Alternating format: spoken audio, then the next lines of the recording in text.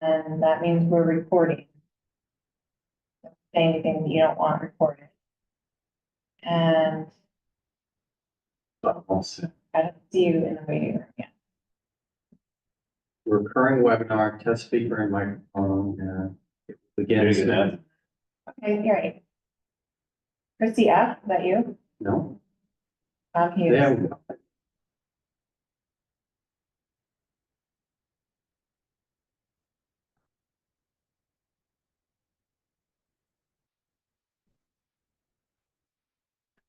Okay,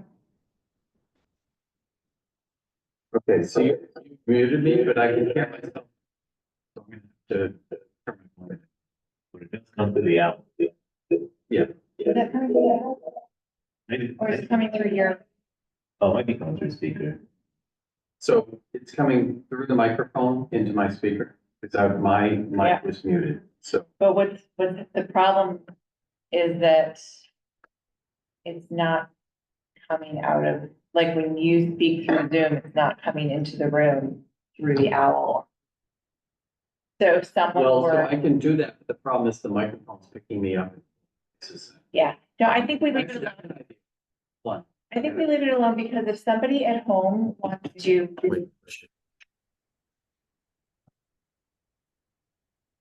if someone at home wants to give public comment, they will come through the audio in my computer Right. and hopefully the owl will pick it up. Actually, I think that was given feedback, which should mean that it's. Okay. This is, all right, well, Are we'll any see of how your this members- will be a test. All your members are attending? or- I don't think every single one of them is, and I can't remember, I asked for a confirmation yesterday and I didn't hear back from anybody, so I don't remember who. No, given Thanksgiving, I didn't actually expect file numbers. They weren't there yesterday, they're there today. Okay. What's your expectation? I was gonna run through the thing. Are you thinking you want the commission to do a sidewalk, or do you think they're gonna be comfortable? with this? Completely up to them, and I have no idea. They can go either way. Yeah. We haven't done one of these in a long time, and ANRAD's like this big. Last one we did, they did do a sidewalk. So maybe, but at the same time, I'm a new group of people, so. Yeah. I don't think that's presented in this room since. Same.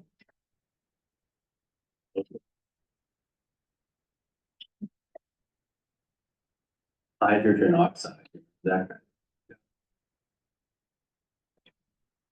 You know what that is? Water. Dihydrogen oxide, H2. That's what he kept saying. They're gonna release dihydrogen oxide.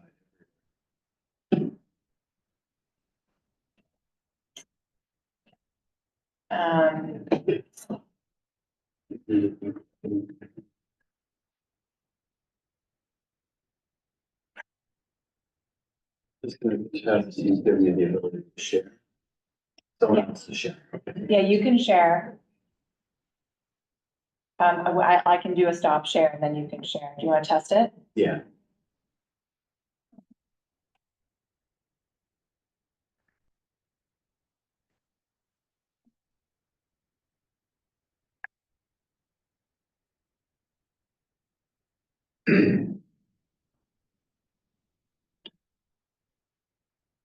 It's the, water still on? No, It's just that, it's just blurry. I mean, I'll check again. Let's see. it wasn't blurry when you took off. It wasn't. You're right. Let's see.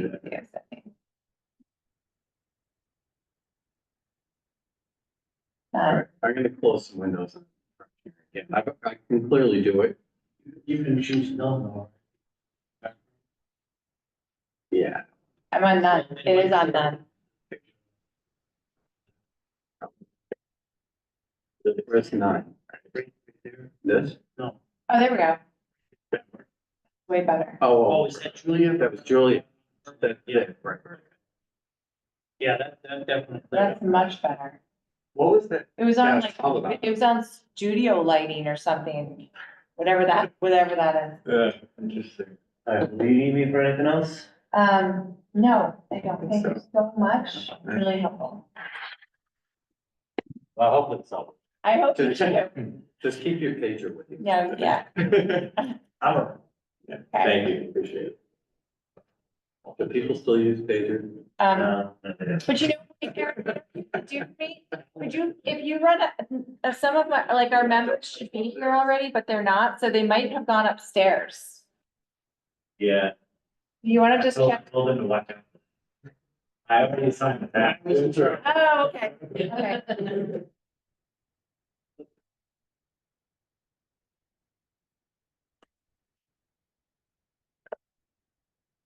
There's so many things I would like to say unrecorded right now, but I can't. Is Jordy coming too? Must be.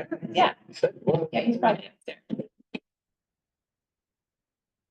Is there a sign upstairs that says come down? Because, like, I just came down here myself. So, and Aaron told me that he thought everybody would already knew that it was down here. Did you guys know that it was down here? Didn't even know it was happening.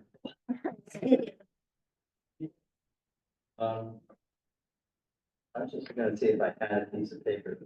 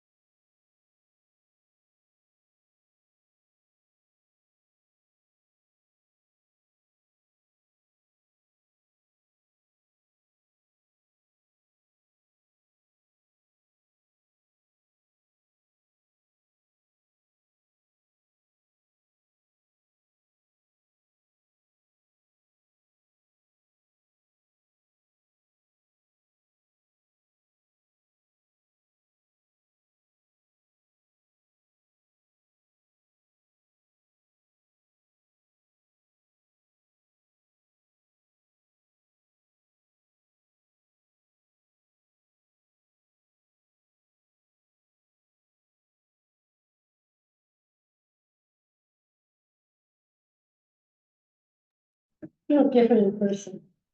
It's been, Steve, I think you're in charge because I think Joe's not here. Yeah.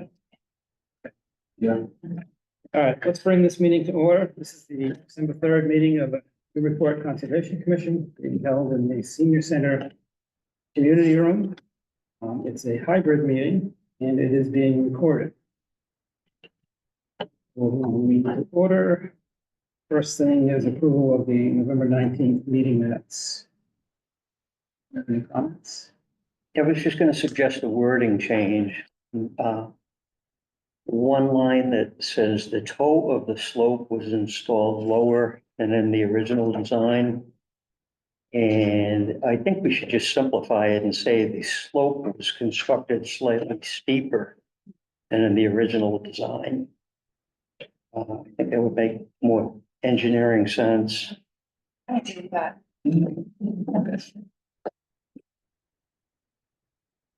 Any other comments? To approve as amended.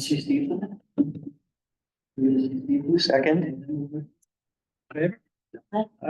Any opposed? Any Plum Island updates? I do not have any Plum Island update tonight. It survived that storm.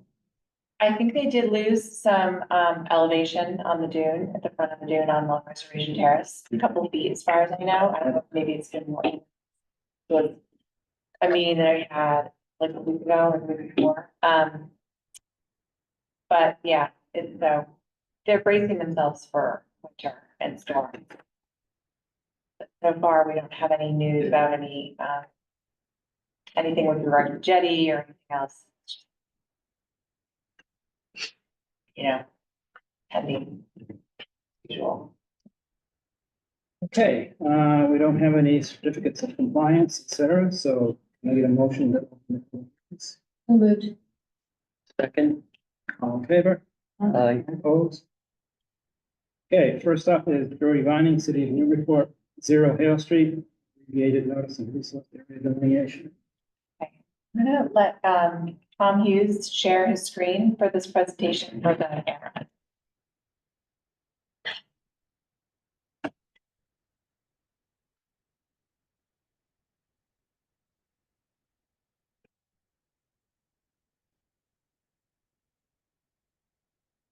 All right, so for the record, I'm Tom Hughes with Hughes Environmental Consulting.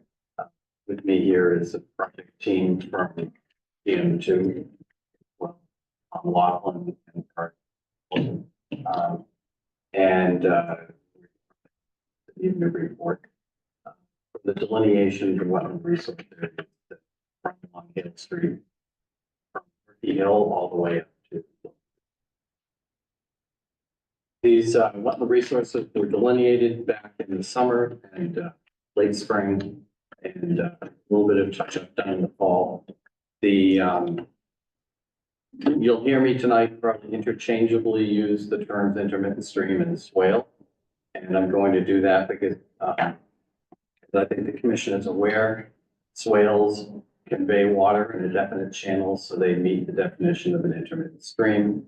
All of the swales on Hale Street constitute intermittent streams that they carry water after a rain event.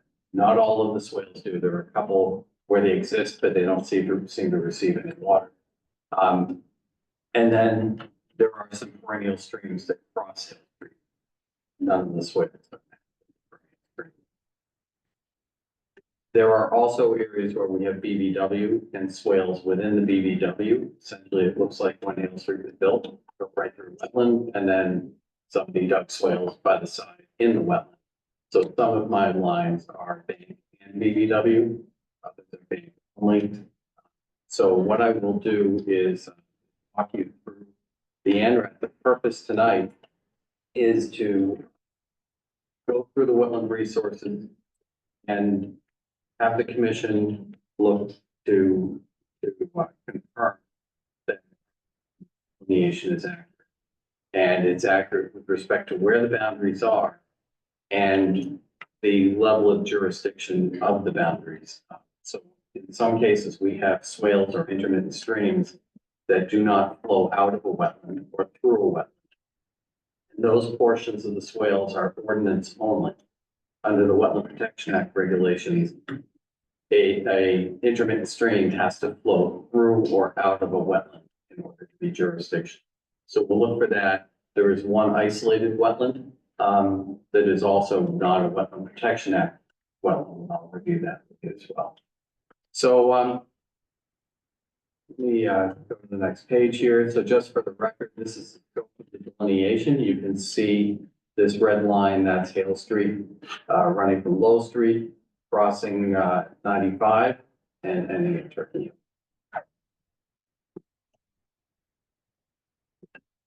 This is that same section of roadway right here. I apologize, it's a different orientation on screen, but it's the way FEMA has it. And basically the purpose of showing you this is that there are no floodplains within the ANRAD boundaries. So that's why our ANRAD doesn't include any floodplain boundaries.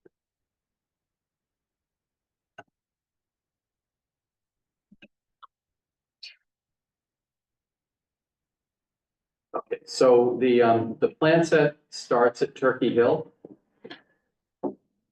And it's color keyed. Let me zoom in on the key. So we have bordering vegetated wetland is purple, top of bank, green, top of bank city ordinance only, red. And then we have the no disturb zones of those things. The NRAD doesn't really confirm or reject those buffers. They're all drawn off resources that you confirm, but they're there for informational purposes. We have mean high water, so that will be on the perennial streams. And then we have isolated vegetated wetland.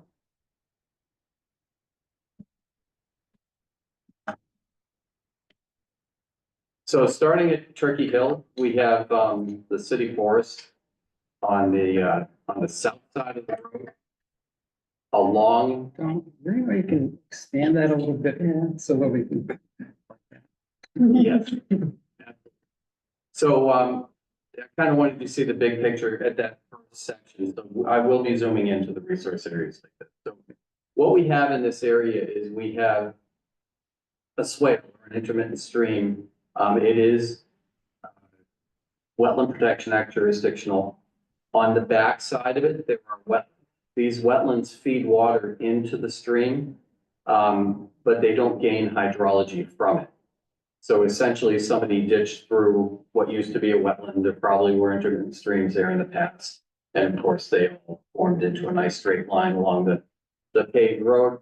This is a fairly deep swale that runs by the side of the road, and on the back of the swale or intermittent stream, there is a loose rock wall, and behind that, for most of that course, there are wetlands, and the wetlands here and there kind of drain in and amongst the stone into the feature.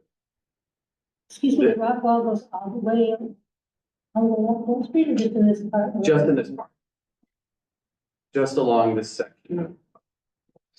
On the other side of the road is all, suburban lots. There's no wetlands. And there are also storm drains throughout the whole system that drain into these wetland resources. Let me continue on to the next sheet.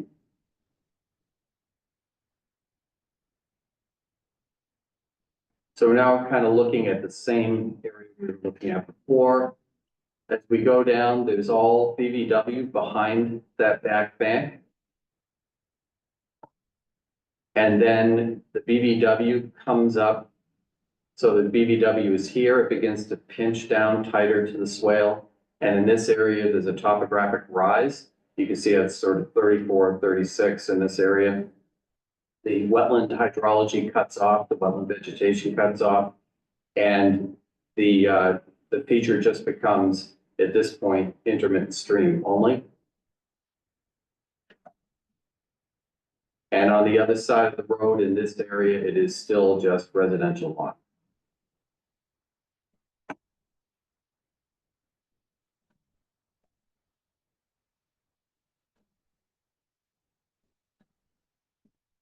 So you'll notice there's overlap between the sheets. And this should look familiar. This is where we ended. And as you go down, this swale goes through a large stand of Japanese knotweed that is growing sort of all over this little mounded area here. and, goes into the wetland, and further in the wetland, it actually does begin to form what looks more like an intermittent stream channel, where it runs into the wetland.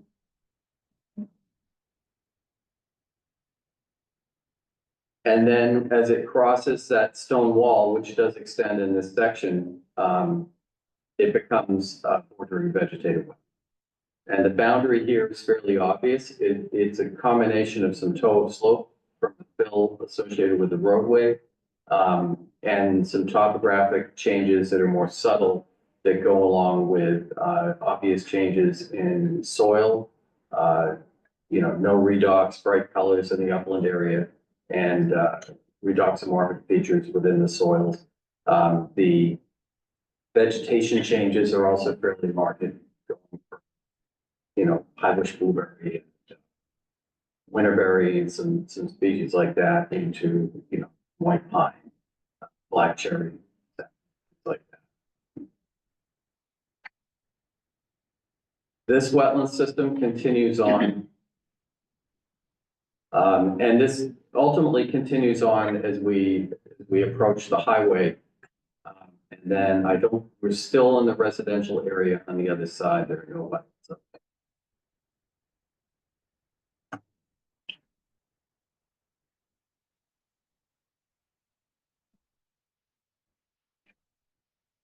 So you see this G series, or GG series that comes down. It ultimately starts to turn away from Hale Street and then turns back on itself. And there's about a 15 to 20 foot separation between this series and this little bit of a ridge, very subtle ridge, but it's, it's about a foot or 2 feet in topographic change between the GG series and the FF series. And then there's another BBW. These do connect. When I look at wetland maps, they connect somewhere, further south of here. So it ultimately is the same wetland system, but they're not connecting anywhere near where the delineation is occurring. So on the other side of the road, there's Just a question, where did the topography come from? so the topographic source, The survey was done by Hancock Survey, I think, maybe 18 months, maybe 2 years ago. In that range. Okay. So I know Mass GIS had 1 foot contours available as well, but Yeah, yep, and we've been pretty successful blending those into jobs where we need additional contours, and it is pretty accurate.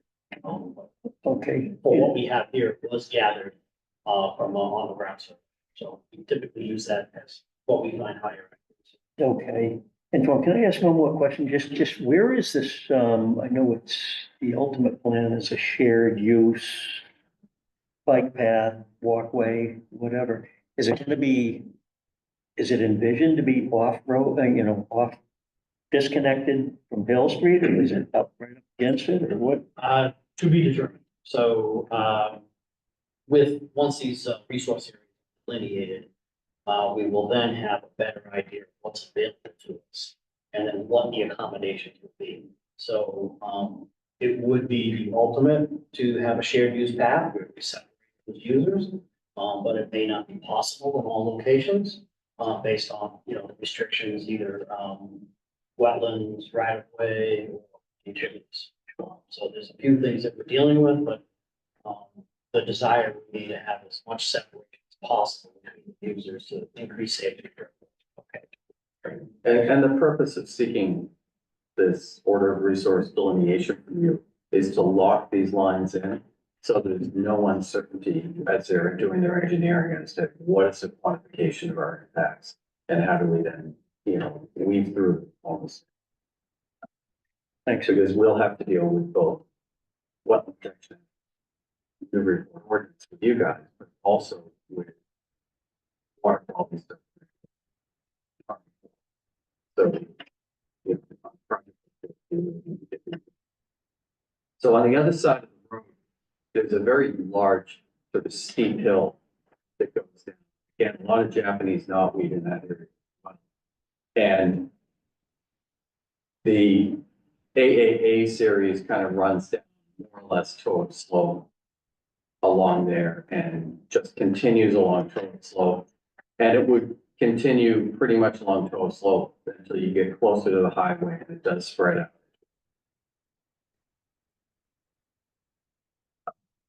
So, and So we're approaching 95. we're approaching 95. 95 is the route to right to the right. Screen view.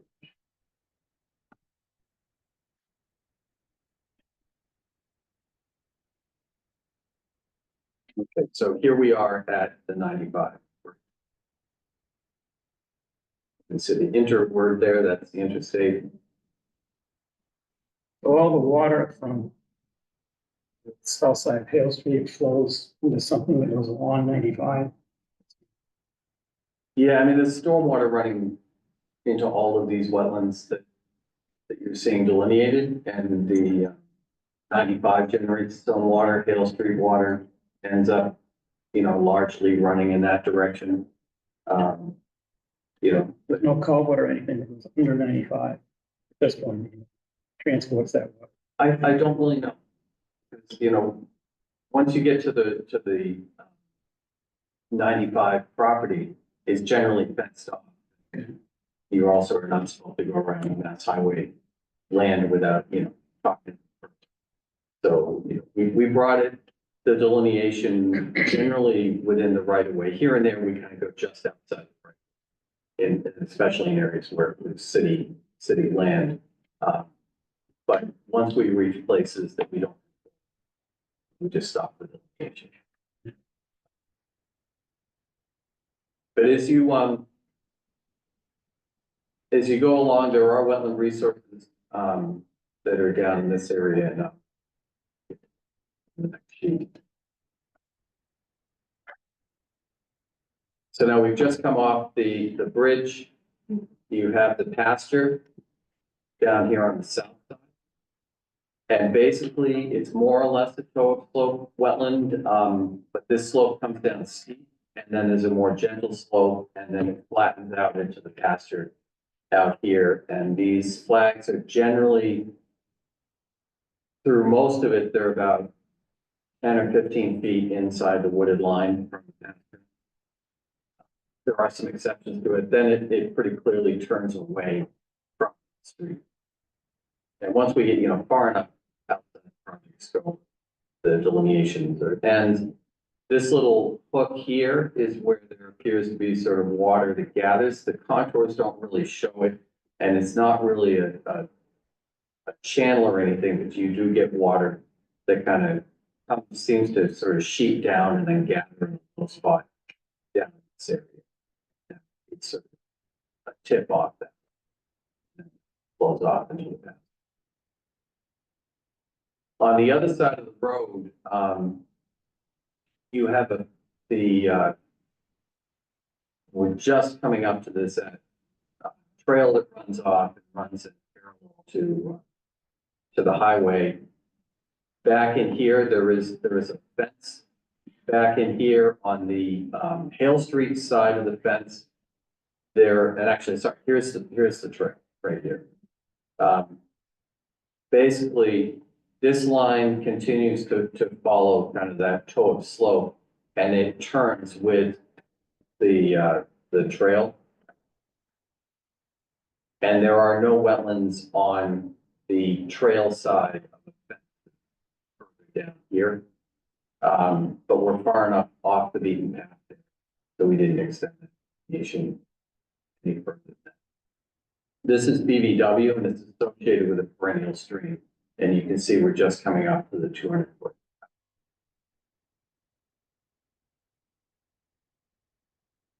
You can see the 200 foot right there.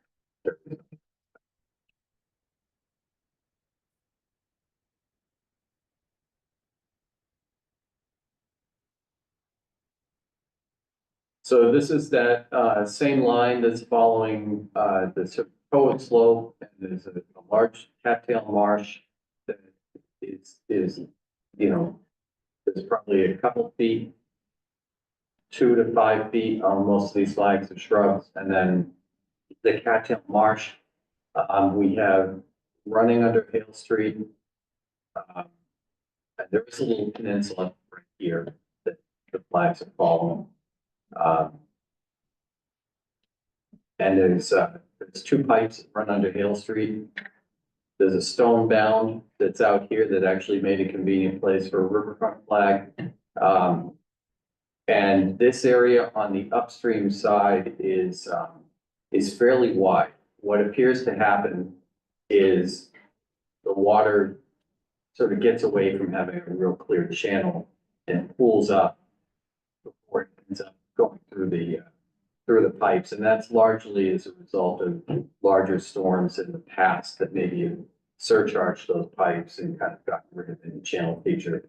You know, probably some of those bigger 6-7 inch storms. Long term at that, because in a cattail marsh, you're not going to get a lot of clear channel anyway. On the other side, it's a really well-defined channel.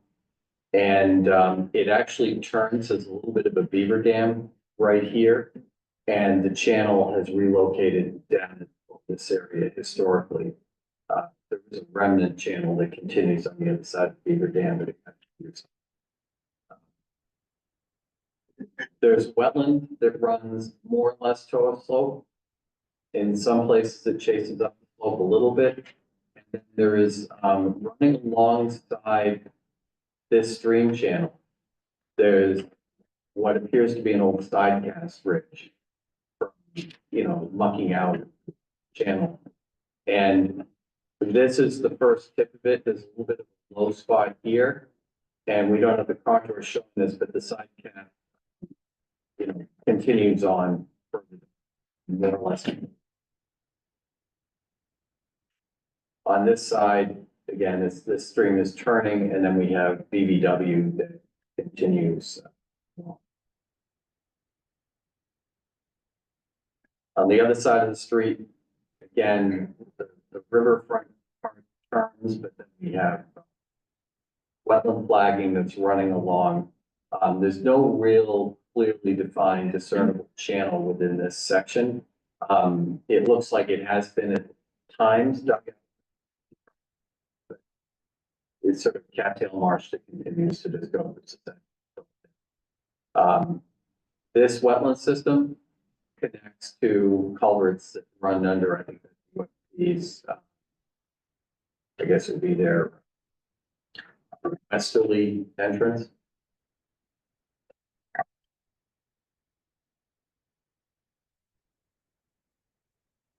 The other thing I want to note is on this WW series, the line kind of runs away and then comes back. And in some areas, there's a fence that makes it inaccessible. So the flagging stops at 5, picks up again where the line gets close and where it was accessible, and just 15, 16, just to show that it's moving away again. And then 25, 26 is where the wetland comes back and then begins to form a swale or intermittent stream.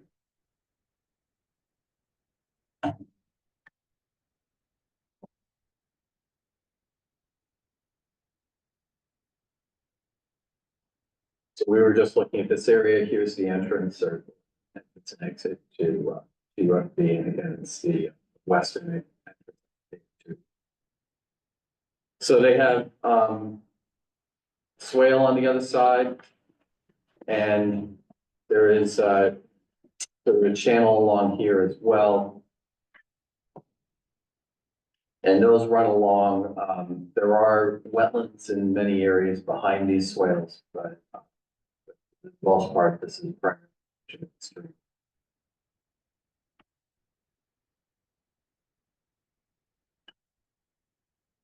They run up, this one connects to the culverts that run under UFP, and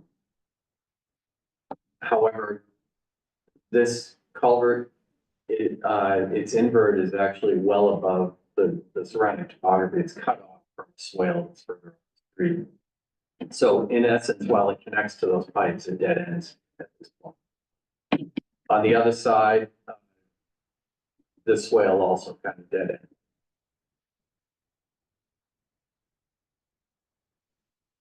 So change of plan sheets.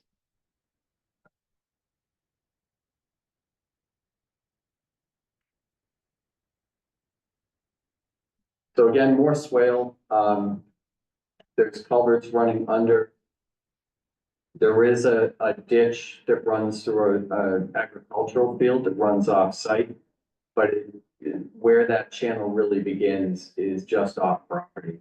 So we just show that channel flows into the swale. It's really just something we need to be aware of in any design, but it's kind of irrelevant once we go off property with the project, because of the way the buffer zone, that everything's already in the buffer. Yeah.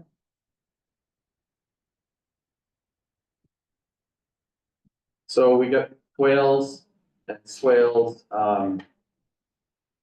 Again, this is kind of wooded back here, and it begins to get much wider. The back side of these swales were determined GM2 used combination of the topography we had, and I think you looked at line art. So That opening, is that the entrance to the field with the gate? You can see your dotted lines I believe it is. Yeah. I'm not. You're talking. right there, yeah.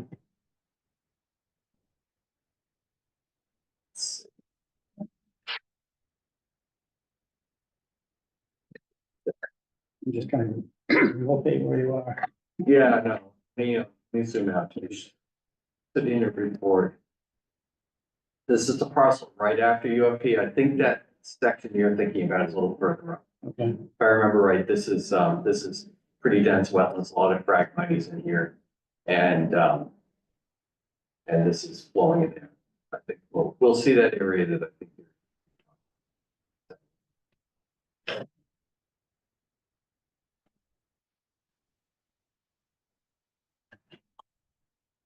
So these swales continue on, what's that? Yeah. So this is part of Colby Farm Lane parcel right here, where it's coming over and meeting Hale, if that helps you. And then, let's see.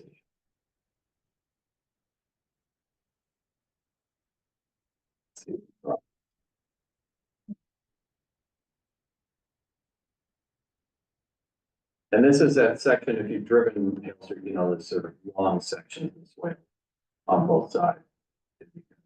Through that section of farm property on one side. Sweeney Farm. Over here. And this is an entrance into the farm property. Right here.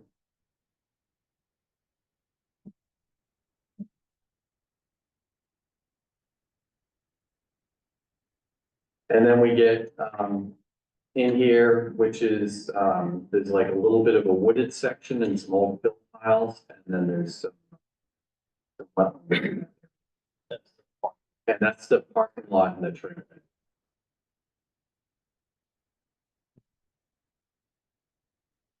Is that what you were looking for? no, I was thinking further. It is, Yeah, we're going to the middle, yeah. further up. Yeah, I think that's this sheet.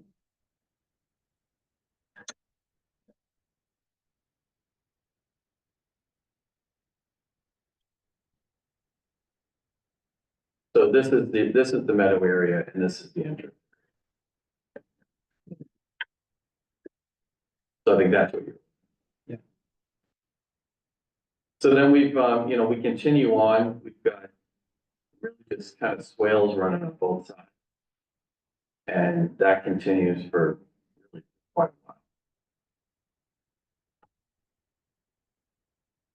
And again, interchangeably, I'm using swale and intermittent stream.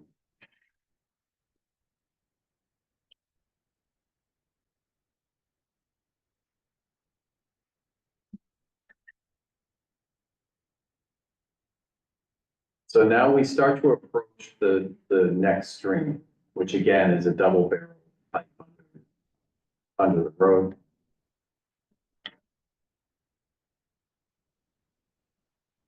And this this second stream, or if you're driving from the Low Street end, the first stream you come to is right next to the pump station. That's on the left if you're coming from. So is the outer riparian, inner riparian. What happens with this swale is it starts to become also, BBW as you approach that stream. And in this area, it kind of flares out a little bit. Stream channel is pretty well defined here on both sides. The pump station is right here.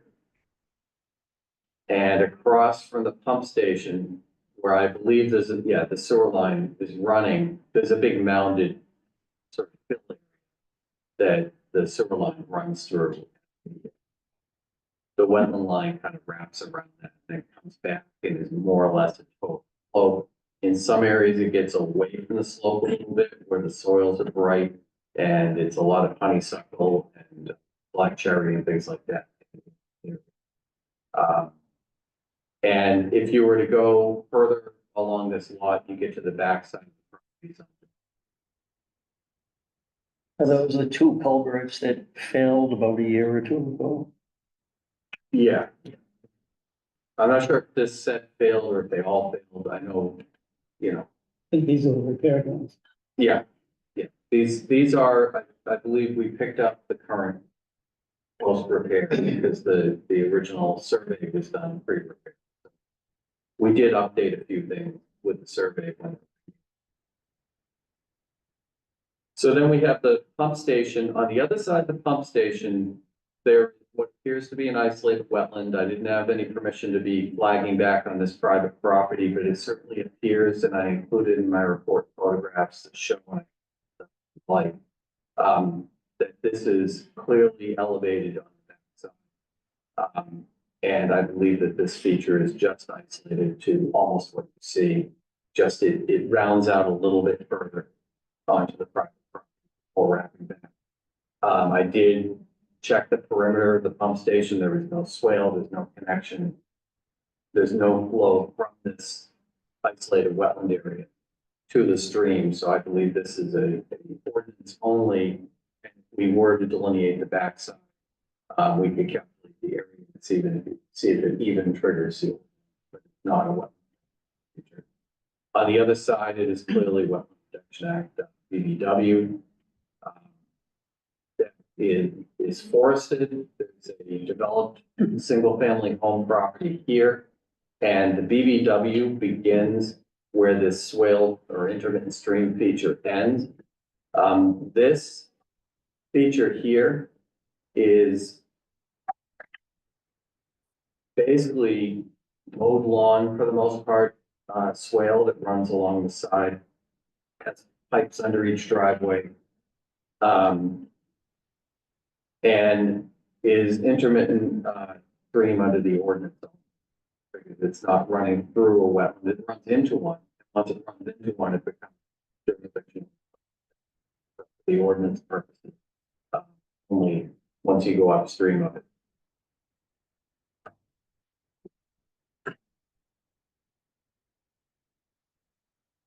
So you kind of have your driveway, and they're connecting through culverts. And then I went out, before I did the flagging, I went out last spring when we did actually have a lot of wetland. Watched water flow in this area because this was an area where this was surveyed by Hancock where they labeled a swale here. And there is a slight indentation in a little wooded area. I saw no evidence of water entering this or flowing through it. I did see water in these other features. So that's why I stopped my delineation. But regardless, it's ordinance only. It's basically stormwater from the street from these driveways. And it's barely a trickle. It's not like one of those swales in the industrial. Completely. So now there's Doe Run. There are no wetlands on the other side of the road. Basically, if you're going along that side of Main Street, it pretty much is either flat or slopes up.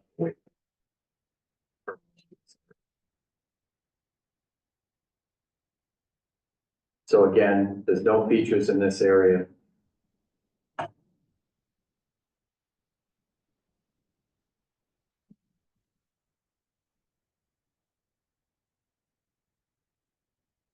Continue pretty much with no swales or resources until we get down to the area near the corner.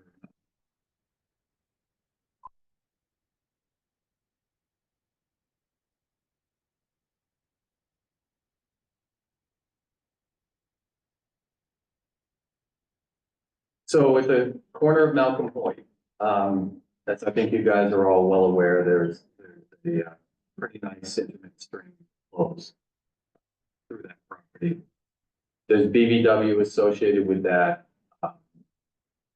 And there is also wetlands on the opposite side as well. So basically, we've got an area that where water does kind of sheet and run over the head wall into that stream, but there's really no stream-like features along the side of the road. There is a swale that doesn't appear to receive any water and certainly doesn't. And it kind of looks like a swale till you get down there. It's almost flat. So these flags are representing that area. BBW. The Z flags are basically getting BBW along the side of the stream. And the basically where this X series comes in is at the head wall. And while they reach the same point, the X series water is kind of dumping over the head wall, whereas this is capturing the wetland that is really connected hydraulically to the stream. This system is also getting water from this swale that runs along Hale Street as part of the industrial park system. And then there's also a swale that runs along the road next to the Squires Glen corner. That actually goes into a drain line and ends up into this BBW. So again, this is ordinance only in this section.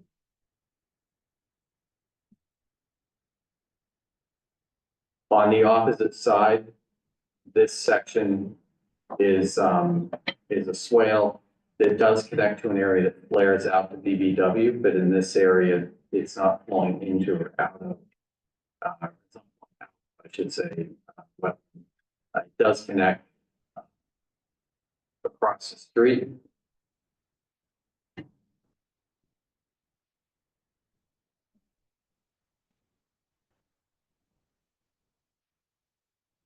And then the bank along here is basically following the wall. This is the area along Hale Street where there's a wall with a, like, looks like a fence.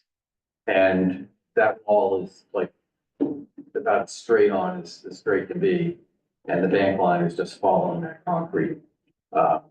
So I think I only have 2 flags where the wall is. I started H1 by Fort Healthcare and go to H2 at the end of it.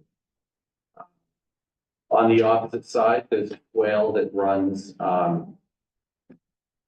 along the street. I'm trying to think of the manufacturing company. But, Industrial. yeah, so it's right along the roadside. Behind that is kind of a shrubby upland area, and then the area right around the building. And so this swale runs down, and then we have the 2 churches which have swales. Much of the swales on the church properties are mowed fairly regularly. Most of the other swales, the true swales along the road, are mowed by DPS, once or twice a year, just maintained, so they flow well. And then this B series, is actually wetland. There isn't much of a swale here. Here, the lawns go to a low point that's at the slope, so what appears to happen is water is kind of running through the yards and just kind of collecting there. It's not really flowing in any meaningful way.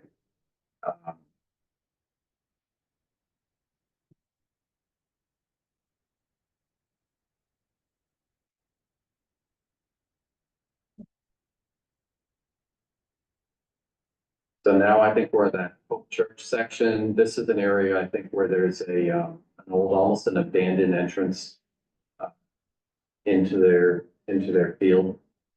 I think if I remember right, there's even a couple of rocks. And then that ends at the curb cut into the church. On the other side here at Fort Health, there are some stormwater swales that were actually built as part of the reconstruction of Fort Health. So those are not included as resource areas because they're in stormwater feature and permitted with the fairly decent conditions. And then this is the property that is on the corner of Hale and Low. There is actually a delineation that was done after I did this flagging of the back side. And in my report, I included a photo showing some of those flags. It does look pretty good spotting.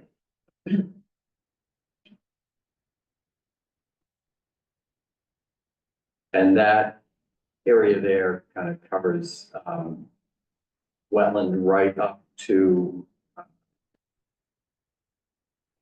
the driveway entrance to that property. So that this property here has a curb cut that's right here and kind of this large shed, I guess I would call it. That's back there. And this does appear to be isolated from the other system. It does look like there are wetlands. But this does appear to be isolated. And that's it. So with that, I mean, I can go through and show you some photos of the delineation. I do have them queued up if you'd like to see it, but happy to answer any questions. It's a lot. Yeah, Anybody have any comments? It's pretty straightforward. yeah, I mean, there's a lot of technical involved. Maybe it'd be helpful also just to, be able to see some of the photos that you have. Yeah.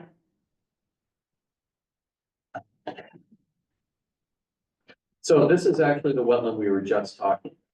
And yeah, I'm gonna see if I can zoom in. So you can see, my flagging here.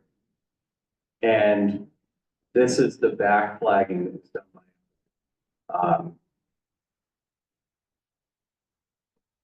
So the resolution is not exactly what you can at least see it, and if you happen to drive, see, my flags all have boundary on them except the pin flags. And whoever flagged it used just plain paper. So what's the distance between those two flags? 7, 8 feet. It's not a big one. No, it's not very big. I think what it is a disconnected swale. I think at one point it was connected in, but I think what's happened is the swale is functioning as flowing features. It just getting water. Road there in the big watershed, and it just sits there. This is that building at curb cut. No apparent culvert or anything.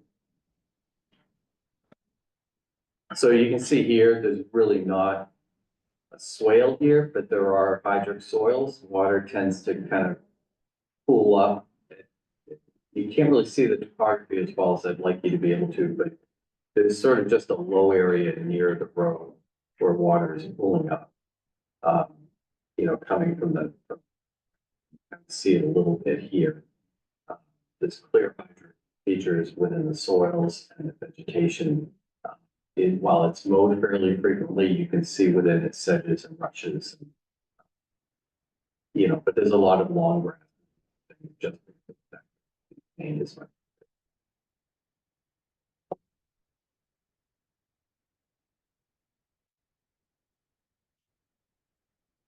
So this is that swale along the side of the pipe that flows into that stream on the corner of Malcolm Point and actually exits that system right here.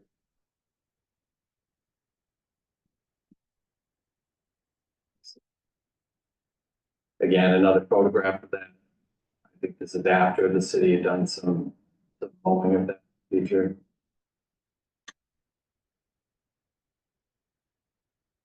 Zoom out.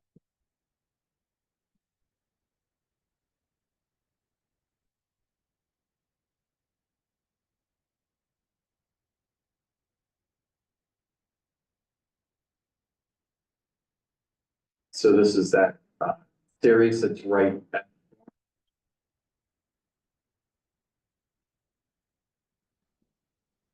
This is the isolated wetland near the pump station. It's kind of this just stand of shrubs. And this is the back side of it. And again, the topography is very evident in the field. It just goes up, it's high, it's really clear upland area there. So that area by the pump station on Coffin is a nice feature. Again, I think it's just a disconnected section of soil. But maybe when they install the pump station, they just didn't put pipe. Doesn't get it, it doesn't have a very big watershed, so water doesn't make it. Yeah.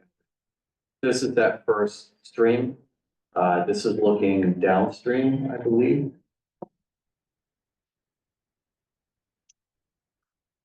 This is the other side. I'm sorry, that was looking upstream, this is looking down. No, I was right the first one. This is the downstream, this is the upstream. So here's the roadside swale.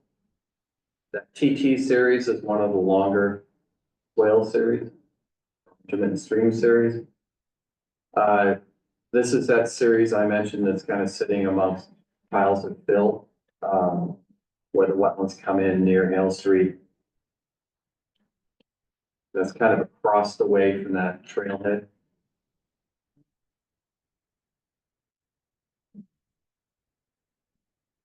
Again, just more photographs of what's a wetland resource along that road.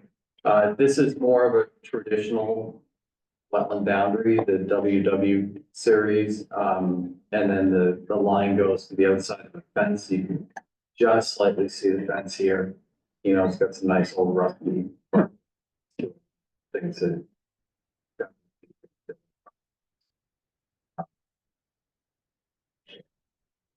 This is the next stream. This is looking from the downstream end.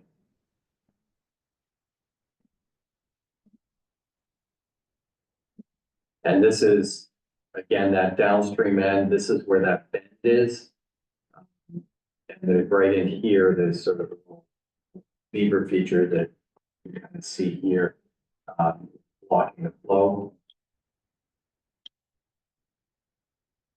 And then you can see how this thing runs along and then has a sharp turn. And here's where that side gets. You remember, but I showed you a part where the wetlands kind of has a little bit of a V to it. There's a break in that side cast pile and it continues on.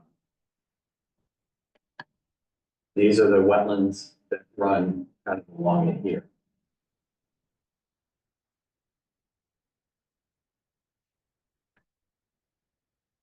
This is the edge of the pasture. And so the flags are in amongst the sort of woody vegetation that runs. And then you can see where that turns away as you get near the highway. You can kind of see that in the aerial photo. The flag that I showed you on the plan. This is the series in the, in that first part of the forest, just after you get off 95. I didn't do FX series photos because it basically looks the same GG photos. And then this is at Swale. The guardrail in this area is in really rough shape. I did find, about 6 or so basketballs that were down there, and it actually made a great basketball rack, and I put them up there. And they were, but it doesn't do much for protecting vehicles and everything. So, and I know that's something that these guys have been looking at. If you can see, there's, Virginia creeper in here, there's an awful lot. The whole length of it. It's about the most brutal poison ivy delineation. Makes me not want to do delineation anymore. So this, we're back, up at the Low Street end. This is over, where the feature follows that concrete fence.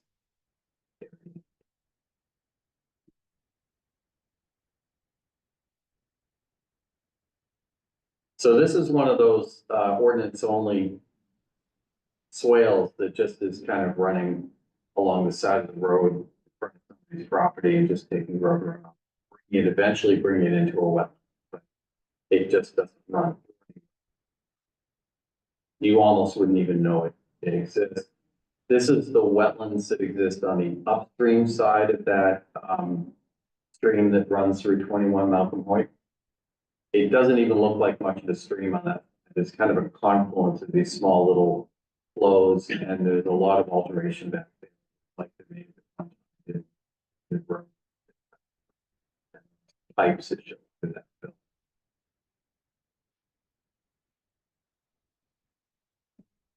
This is that same feature further along, getting towards where the sewer line runs across.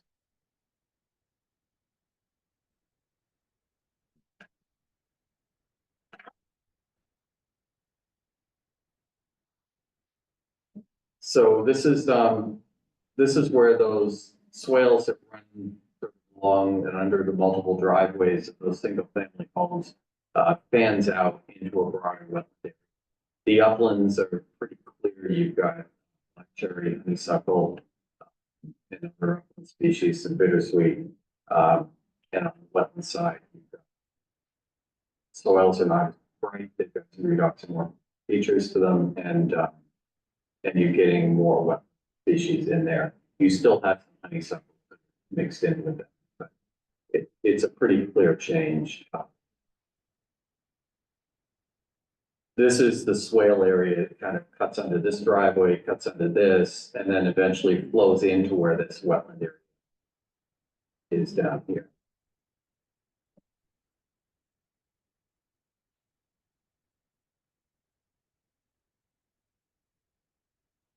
So you can see the channel is not quite as clearly defined as you would think for a stream,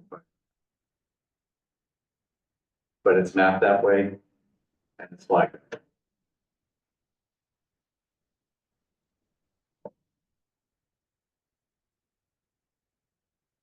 So this is that upstream area. So this is, you can see again, there's a really clearly defined thing in here, but it's really narrow.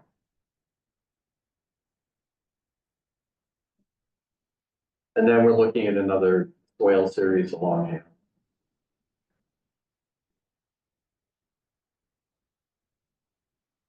This is another, swale series, but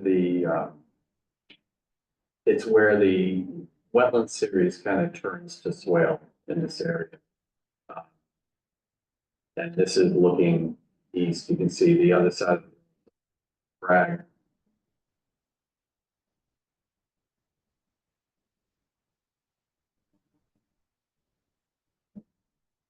So this is this series here.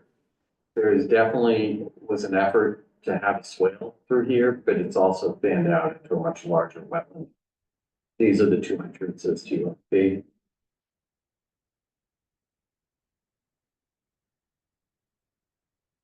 So this is, the series, which is the woody vegetation near the stream, which is kind of the area between where that trailhead, well, actually where the stream is, and the furthest west UFB entrance, right here.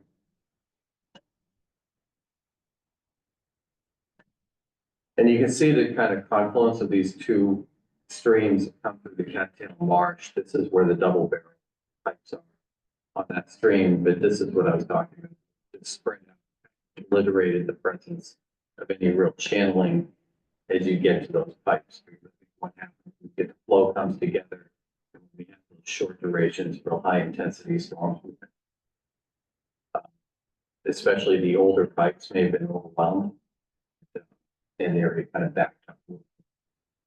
That action over time repeatedly can get, cause swirling. Cattail feature like that. It's very soft soil.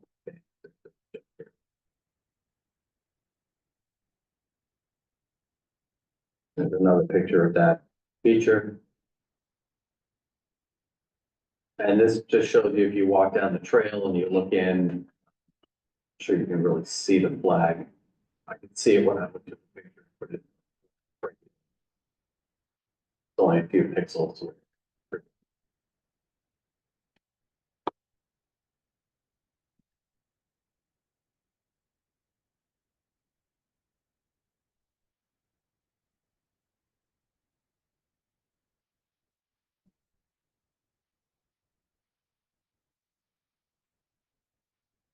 And this is that series that is at the, it's on the north side of Hill Street, just after you cross 95, going back towards Turkey Hill. And, it's a real clear wetland area. And then it's got a very steep slope in the wetland line. It makes it fall on the base of that steep slope.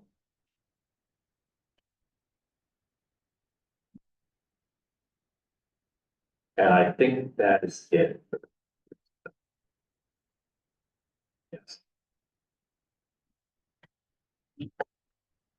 So with that, any questions? I mean, is the plan to have the path on one side or the other, or on both sides, or you don't know yet? We haven't, so we're kind of looking at concepts right now. But this is gonna help us to find where we have restrictions. To guide us as to, where we have wetlands that we can't fit into. If we do wanna fill, where we have application area, where we have clean areas that we can build without. But the exact layout of that, whether it's shared use path to one side, bike lanes within the roadway, or even shared lanes along the roadway, has not been. That's still, we're still working on it.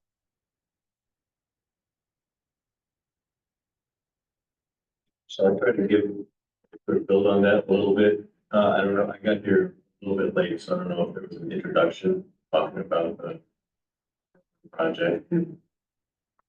Is that appropriate? Yeah, Maybe that'd be just great. jump It's a in. great With idea. that, if I can have Jordy give you an introduction to her. So, yeah, apologies, I got here right at the beginning, but maybe it doesn't matter. So speaking to that general question, I started working here a while ago, 24 years ago. And as I was coming in, there was a project that was collapsing under its own weight I wasn't involved with it directly, but it was focused on Hill Street and widening the road, doing something to try to enhance pedestrian bicycle connections. And it became a difficult project with the state regulatory bodies. And the engineer at the time was starting to do a lot of work that wasn't authorized by the city, and the whole thing just kind of collapsed. There had been there had been a thought back then that some other private projects might come along that would, that the city could leverage this kind of project, to be built, you know, with private funding. They ended up buying, you know, the conservation land, et cetera. So those thoughts went out. So just a little bit of a story. There's been a long held desire, I think, by many people in the community to have from the Turkey Hill neighborhood over there to Low Street for the schools, area, have a better connection. For it's a it's a long, straight, fast road with very narrow shoulders. Experienced bicyclists do use it all the time. Times, not very friendly on, and walking on it is particularly well. So so this project was initiated again recently, and in order to avoid some of those pitfalls in the past, as Tom was talking about, we're trying to take this very systematically because we know that legally we can't do any road expansion or shared use pathway construction, sidewalks or anything unless we have variances from because of the extent of the wetland. And in order to, we've started, as Tom was saying, you know, an alternatives analysis for focusing on the primary goal of having a shared use pathway set off from the roadway. But the systematic approach here is to lock in and really understand, as Tom has gone through in fine grained detail, where the wetlands are, what the extent are, what the quality is, get all that information so that we can then work with the Conservation Commission, but also work with the DEP. Go to the DEP and say, this is what we've got. These are the sort of alternatives we're looking for to accomplish this public goal of increasing the bicycle and pedestrian accommodations. But we need to informally consult with you about what is going to be an acceptable approach. What is an approach that could conceivably lead towards a successful variance request before we go into an actual full design process. So that's our first step, working on this regulatory side with the wetlands, because that's the primary, that regulatory constraints the primary driver of this project. So that's what we'll be doing for the next couple of months.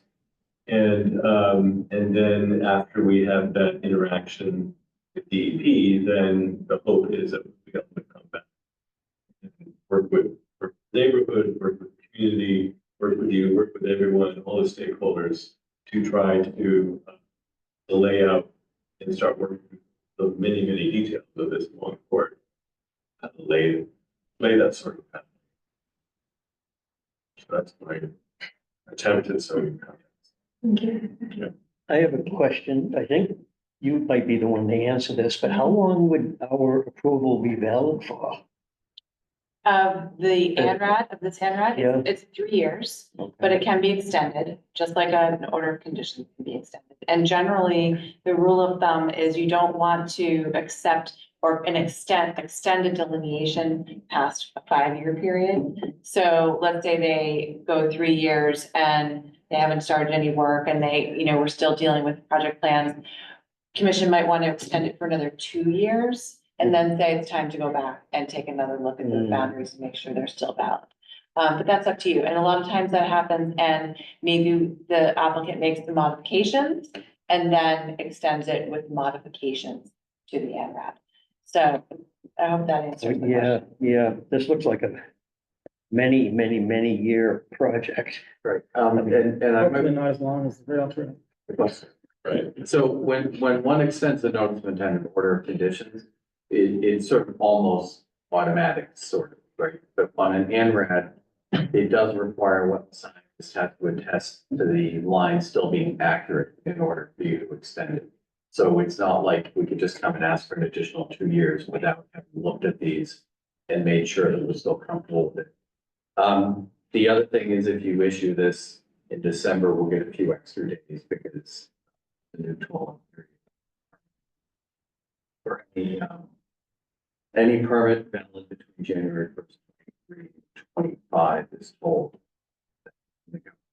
Just off the stadium. So some more math, Julie. That's interesting. To layer that on top of the other. Okay. So I mean, it's a week or two Yeah. at this point. It's nothing big, but but permit extension acts do happen. So when they happen, these things do get extended.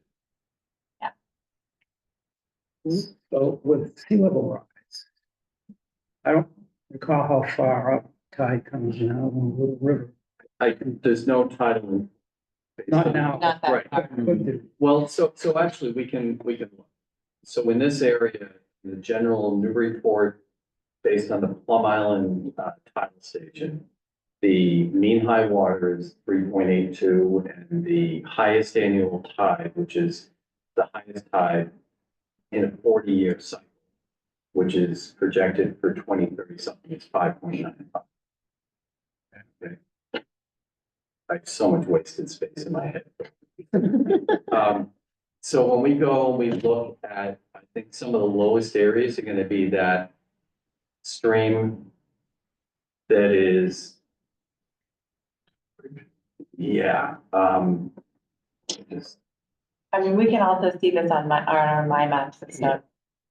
We have sea level rise projection. I mean, you're talking elevation 20. yeah, I mean, I think the lowest part is there's that area right, the We're all gonna be second long ago. stream, right, which is this set. So let's take a look. This stream channel.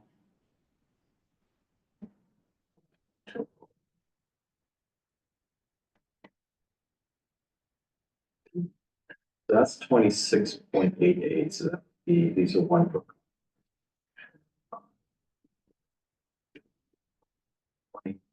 19, 18 maybe where the stream bank is, and so we're, 8 to 10 feet above sea level. I think what this system will get impacted by more is the short duration, high intensity flow that none of our stormwater, even with, takes. If it floods, it'll be a combination of inland flooding and backup. Right. Yeah, I mean, any area in the city, just if you are curious that you want to see how sea level rise scenarios play out and bring in light a different set of software, simulate sea level. We've also got it all on our my map system Yeah. already. Yeah. Yeah, you have preset numbers and I can see. Pretty cool. The industrial park would be underwater for this area to be impacted. Yeah, I mean, it's not just sea level rise, we need to worry about climate change. But, doing these things where we foster more human powered transport, bike lanes, walking paths, it helps us the carbon. It reduces the carbon emissions. And these wetlands store. The more we can do to plan to marry those two things together. Is there a thought about changing the elevation of the street? I don't think it's needed for sea level. I mean, I think it's really stormwater. If you were going to incorporate climate into any street design, just looking at the stormwater capacity, and we would have to look at that as we. Yeah, lifting that elevation as well would require us to further to gain any roadway width just by lifting itself. So. Limited area. If we were talking Plum Island Turnpike. Yeah, but. That doesn't. I think. The biggest challenge is. Something that.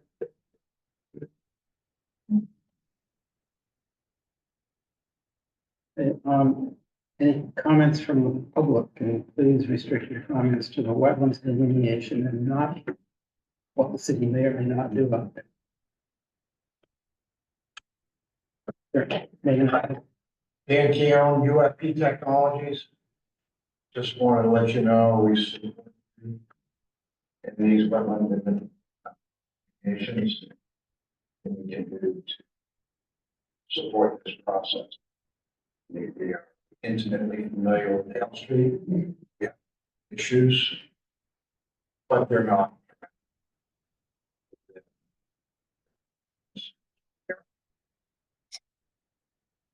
But we see the pedestrians, we see the bicycles, we see the kids going to school. We would like to see that. Have a safe route. In school. And it's a good idea. If they, but it shouldn't take too. Rich. Well, It's kind of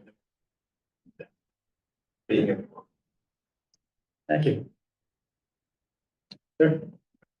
Chief McCauley, Newburyport City Councilor, I would ask you to, move those days and approve days so we can begin our jury.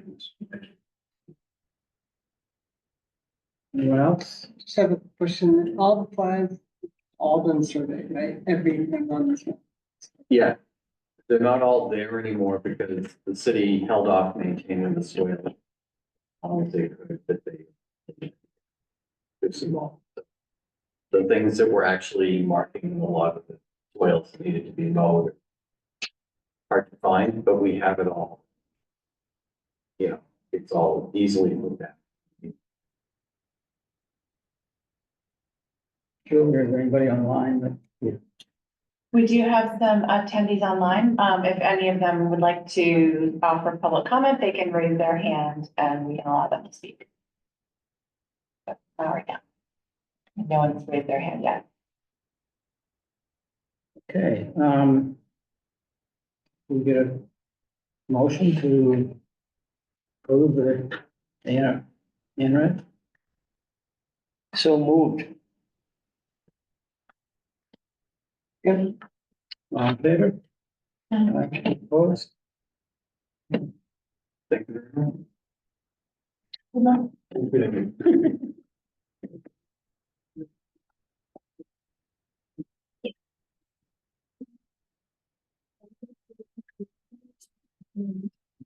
Yeah.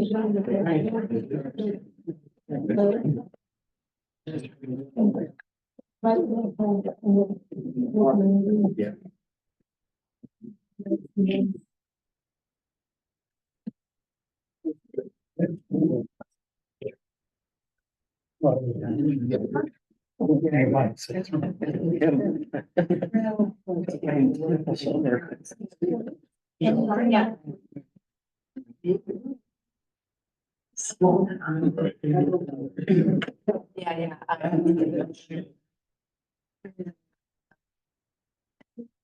That. Yeah.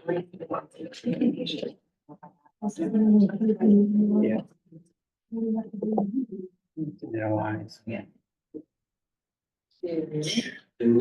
Okay, next up is number 12, 101 Curzon Mill Road, notice of intent. Good evening. Tom Hughes with Hughes Environmental Consulting. And here on behalf of Judith Welch and 101 Curzon Mill, which is Judith lives with her husband in the old mill building at the end of Curzon Mill. And 101 kind of serves as their yard space. The mill property itself is the mill. So there's no place for parking, for gardens, etc. I do want to point out that because this is within endangered species habitat, most likely for turtles, we are going to have to continue tonight so that they can get our natural letter, which has 30 days. Your next meeting is about 3 or 4 days shy of their time period, but I'm hoping that maybe they'll give us a good Christmas gift and get us a letter. But I'd like to go through the project with you and, share screen again. Just switch tabs. Hide the meeting controls to do that.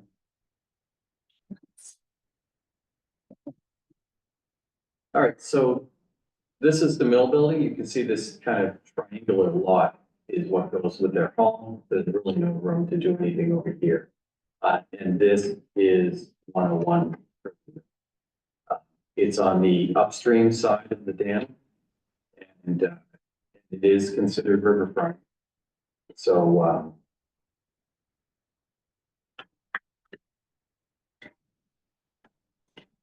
so that's where it's located. This is where the artichoke essentially runs down to Merrimack. You can see the endangered species habitat. This is the lot. What you can't see in this image very well, but there's an existing structure in here. I'll show you that. So one of the biggest issues we had to grapple with on this was floodplain. This is bordering land subject to flooding. So you can see there's some garden structures here that are on the property already. M.G.L Road. Has the land, has it flooded? Not anywhere near where the garage is going. I mean, in the past, to my knowledge, no, but this is a pretty, Recent past. not that I'm aware of, because the dam really controls the. Oh, the water does flow back. Yeah, on a high tide. Yeah, so I mean, it could flood in there, I suppose, but you know, it would have to be one of those storms. Like, jammed up there. You know, and kind of caused the Merrimack to swell. Actually, the storms we had I think it was last January, did that a little bit.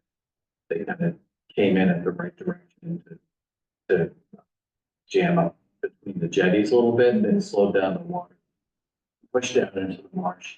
In my office building, the water actually got up to about foot away from the door. And the only time water reached the door, just barely reached the door, 78. So those events are rare, but to my knowledge, that is not happening. Well, back in January, water. Yeah, it got up to- reached it breached the into the dam reservoir. on the reservoir. Okay. So, Yeah, I mean, I didn't ask them specifically about that at the time. I had other things that I focused on. But when the world floods, I can only focus on so many areas. So this is the area along the road. This is basically the area where we're looking at the garage. And this project is to install a garage with a small office space above for the owners to be able to use for storage and their property. This is a look along the bank. There is sort of, you know, old impact from the middle area of the concrete wall. You can kind of see there's this nice pond just up through the dam. That delineation was really pretty obvious. This is a photo of one area where there's BVW that kind of comes away from the bank a little bit. And that's largely because the property tends to direct water into that area. You know, when a sheet flows off Person Mill and runs down, it generally runs from that pond there. A lot of the water.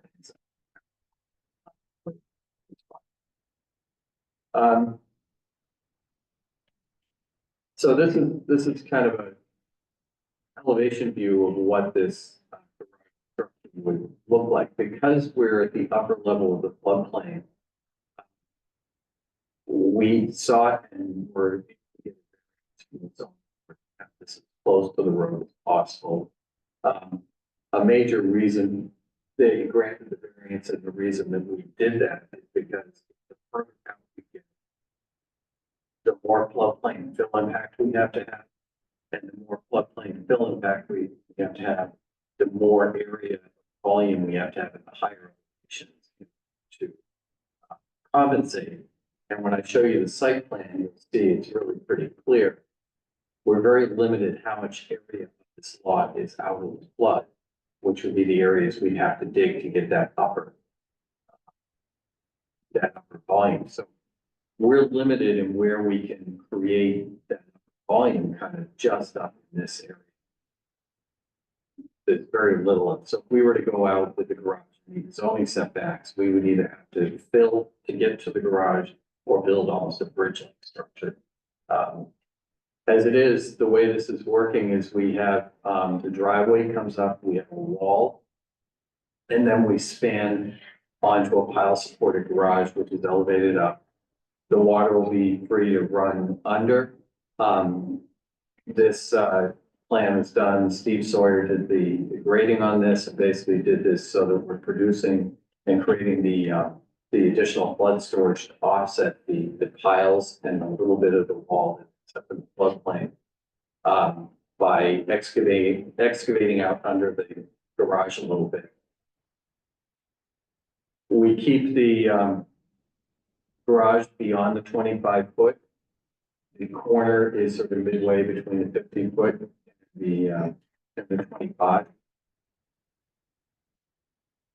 And Steve has done his cut fill analysis, and you're required to do this by incremental foot of elevation within the floodplain.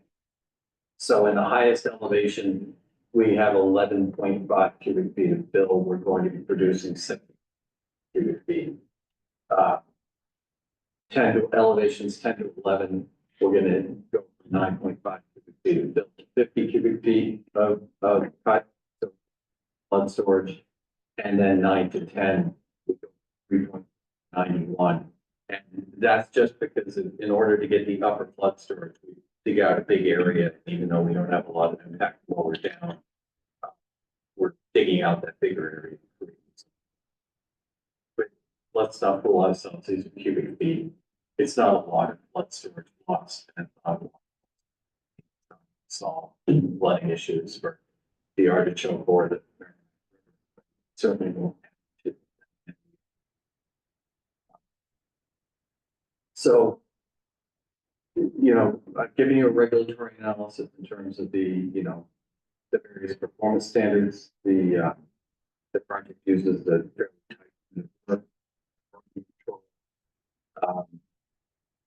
We comply with the floodplain standards or under numbers for the other. It's a relatively straightforward project.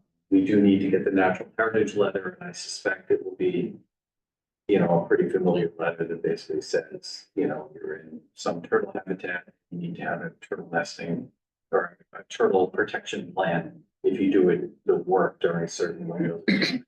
And typically what that is the erosion control barrier has to have a very tight silt fence on the resource area so that the turtles can climb up and over.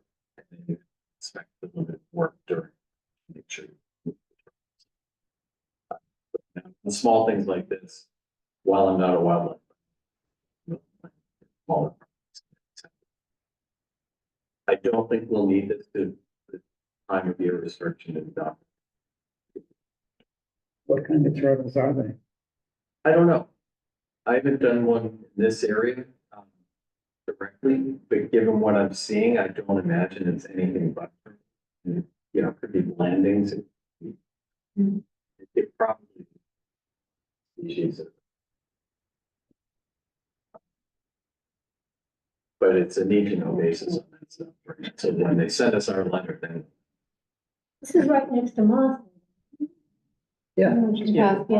So could Yeah, there be any eagle nesting? it's possible. I've seen eagles there. Yeah, I mean, it's possible. And if it's eagle nesting, we're not removing any trees and they would likely just sign off. It just has the look, it's a ponded area near a dam. And it's an area where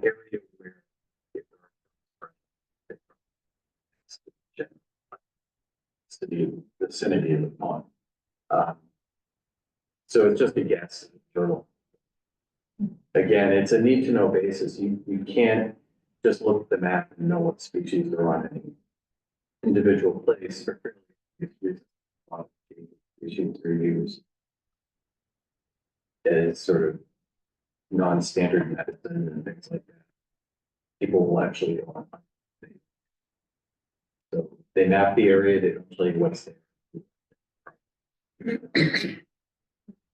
And the compensatory storage cutting, is that all gonna be under the building? Yeah, pretty much. You can see these green, let me zoom in a bit here.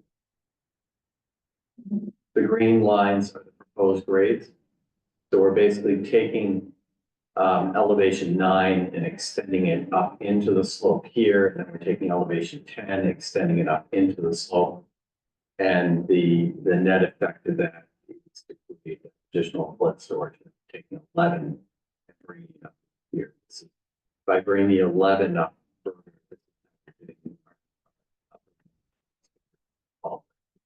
so it's a little bit outside generally that immediate area.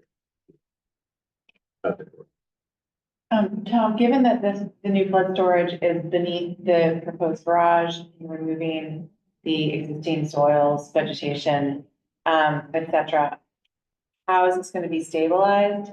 What's the finished surface going to be? And is there any mitigation for any of the lost vegetation? So the vegetation that's there is largely lawn. And then there's a vegetable garden there. We were not looking at doing any mitigation, and the area isn't like written basic down. I didn't see any real obvious mitigation. I'm not saying it's invasive free, but it's not one of those. Wow. You know, so I didn't really see that there was a need for vegetation mitigation given what the impact area is. It's a good question in terms of what the surface would be underneath it, and the ground that we would put down under there, but I don't see a note on the plan.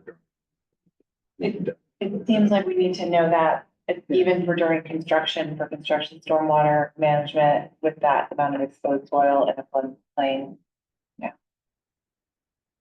Yeah, I can confirm that. I would think it would be something. How deep are those piles? What's that? How deep are the piles? They don't have to be very deep because this isn't a site that gets scoured, so it'll be whatever is structural. These could even be, you know, from a practical point of view, they don't even have to be piles, right? They could be sonotubes because it's inland. But they just need to be able to support the weight of the structure. Eddie Boyle often, for things out on Plum Island, uses shallow wooden piles. Imagine these are from 6 to 8 feet maybe, but that'll be determined by somebody with some structural.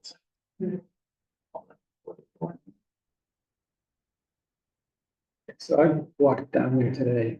I've been down there many times and never look at that with respect to it being a building. Yeah, So I took a look. And near the road, telephone pole with a tree growing right next to it. yeah. Is that what's happening with that tree? And then there's another. All right, so relocate utility pole, remove tree. So the tree is being removed. The tree is at about 75 feet from the wet edge. So, I mean, I suppose if that's something that I didn't even look at what species that is. You notice, Didn't. if you feel that needs mitigation, I can check with the client. Get a spot to plant something. And then on the other side, a really large tree, which I think is right on the property. On the other side of the roadway or? No, on the other side of the driveway there. Oh, right here? No, up, no, to the right. Down, Down in, oh, here. okay, maybe that's it. Yeah, in our limited work. Preserves it.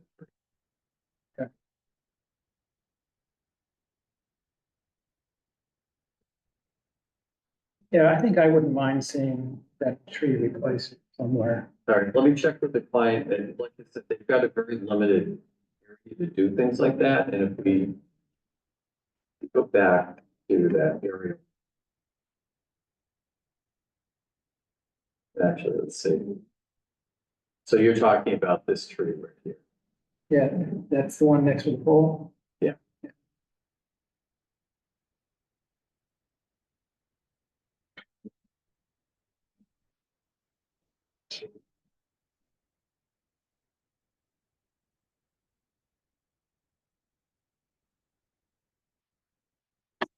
I mean, they've got 84 where the house is, it's got quite a few trees in it. You know, maybe we can tuck something back down in here. Yeah. But let me check with them and see what they, what they're going to be. And maybe we, if you accept it, maybe 2 shrubs for a tree or something. We'll come back with something. I wish blueberry that they can eat. Yeah, I mean, that's what I would. But that's just my taste.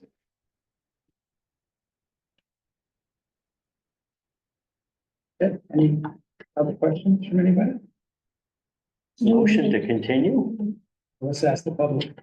Oh, Julia, is there anybody still online? See, we don't actually have any participants right now, so. Okay, I guess there's no public to comment. Okay, does anybody have any questions? No.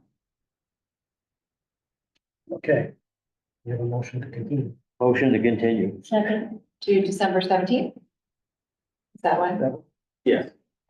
If I don't have the letter, I'll continue that.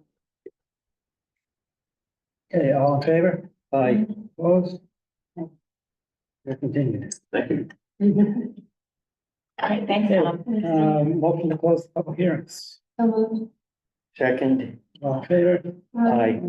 Opposed? Thanks for sharing your screen, Tom. That's super helpful. Need a motion for adjournment? We have some more. Yeah. I can give you a quick update on the,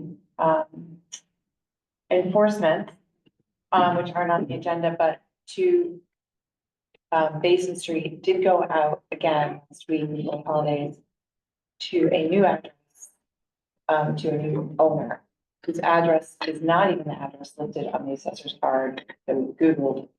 So we hope that this one will get to the right person, the right address.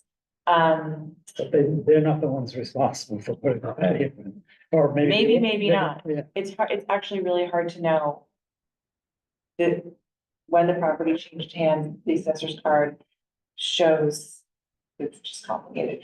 But so hopefully we'll hear back one way or another soon on that one. And then there's another one, S Street, 8S Street, which you may remember a couple of years ago, 2 or 3 years ago, right during COVID, a structure was built at the end of S Street, which is on the basin side, sort of near where Paul Healy's house is down there. And we said, hold on, this is something being built, no building permit, no Concom permit, no nothing. They said it's a mobile home, it's on wheels, it's gonna be moved, we're just constructing it on site, and it will be carted off the mobile home. Mobile homes don't need permits, et cetera. It's not a permanent structure. It actually was on wheels. It's still there. That's like 3 years later. So the assessor is now taxing them on this. So it came to our attention that it's still there and therefore it's permanent. It can now be called a permanent structure because it's been there for longer than whatever the zoning requires for temporary. So I issued a violation notice to them as well. So we'll see. Hey, on the other enforcement, can't you find out from the registry of deeds? It's all online. It could be, yeah, that's also, although it may still be the same as the assessor's card, which I think is coordinated with the registry of deeds, that the owner's address is listed as 2 Basin Street. But, or no, the owner's address is actually listed as somewhere in somewhere else. Okay. And we found through some other source that they also have another. Anyway, we're gonna try that. Put something on the door. So that trailer, besides the conservation commission violation, doesn't violate Yep, all sorts zoning. of zoning. Yep, yeah.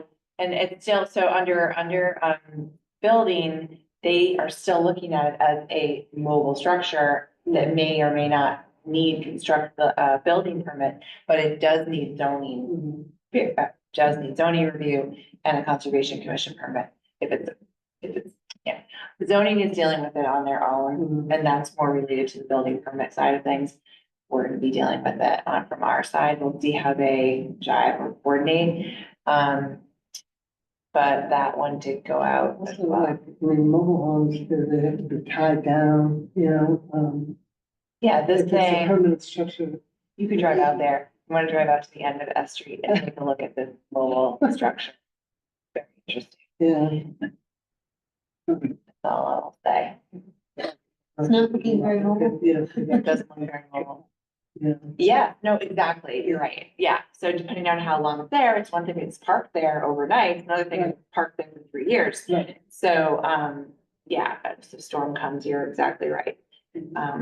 Same as car or truck, but if it's actually something someone's living in, that's different. So, and that's again, more of the zoning and building, building permit kind of issue, building code issue. I think the neighbors would. Initially, a neighbor did complain way back. And then, that's why we initially went out there and said, I remember talking to the contractor building this thing, and I said, you can't do this, you know, he said, no, this is be here, we're just building it on site.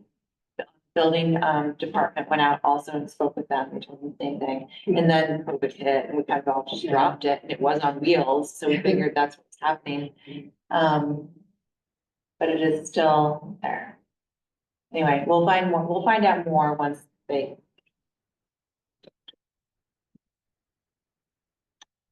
There. Anything else? Need a motion to adjourn? So moved. Second, All in favor? aye. Opposed? All right. We're done. Hey.